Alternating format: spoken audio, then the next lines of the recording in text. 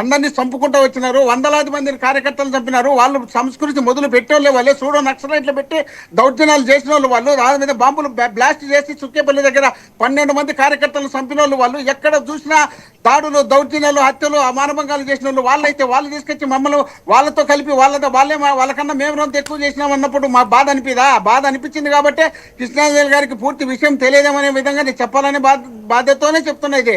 కాబట్టి వాళ్ళు తెలుగుదేశం పార్టీ వాళ్ళు చేసినటువంటి దౌర్జన్యాలు, అక్రమాలు, అన్యాయాలు ప్రపంచంలో ఎవరు చేసింది, ఏ పార్టీ చేసినదో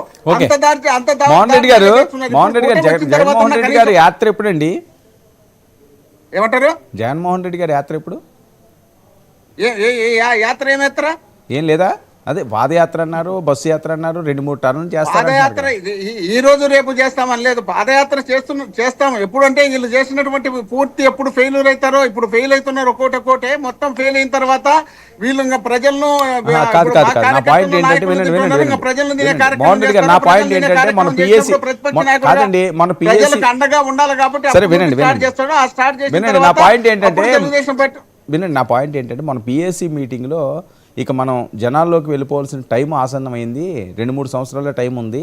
సో మనం జనాల్లోకి వెళ్ళిపోదాం, నేను కూడా వెళ్తాను. ఎందుకంటే ఏ సమయాన్నన్నా లిక్కర్ దాంట్లోని అరెస్ట్ చేసే అవకాశం ఉంటుంది అని చెప్పి పిఎస్సికి బాధ్యతలన్నీ అప్పచెప్పిందట కదా.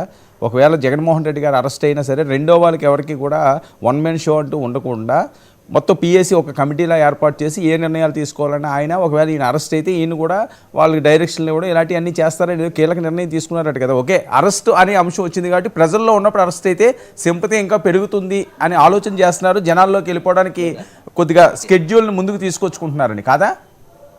అయ్యా సింపతి ఇప్పుడు వాళ్ళు అయినటువంటి ఫెయిల్ రాష్ట్రంలో ఇంతవరకు ఏ అధికార పార్టీ ఫెయిల్ కాలే. వాళ్ళు అయినటువంటి ఫెయిల్ ఫెయిల్ అయినారు కాబట్టి జగన్మోహన్ రెడ్డి గారు ఎక్కడొచ్చినా జనాలు తండోపతండాలుగా వస్తున్నారు కాబట్టి వాళ్ళు తట్టుకోలేక అక్రమ కేసులు, అన్యాయాలు చేస్తున్నారు కాబట్టి జగన్మోహన్ రెడ్డి గారికి పిఎస్కి కింగోరికి అమలు అప్పచెప్పాల్సిన అవసరం లేదు. జగన్మోహన్ రెడ్డి గారు జైల్లోనే నడుపుతారు, బయట నడుపుతారు. 16 నెలలు జైల్లో పెట్టినా కూడా కాంగ్రెస్ 16 నెలలు అంటే అప్పుడు విజయమ్మ గారు ఆవిడే ఉన్నారు కదండి, షర్మిల గారు ఇప్పుడు లేరు కదా. ఎన్నికల ప్రచారంలో విజయమ్మ గారు, షర్మిలమ్మ గారు వచ్చినారు. ఎన్నికల ప్రచారంలో వాళ్ళు రాకముందు కూడా జగన్మోహన్ రెడ్డి గారు పార్టీని నడిపినారు. వాళ్ళు వచ్చిన తర్వాత పార్టీని నడిపినారు. తర్వాత 19 వరకు పార్టీని నడిపినారు. తర్వాత వీళ్ళకి డిపాజిట్ లేకుండా చేయగలిగినారు. జగన్మోహన్ రెడ్డి గారు ఒక కింగ్ ఉన్నట్టే, ఎక్కడున్నా ఆయన రాజే.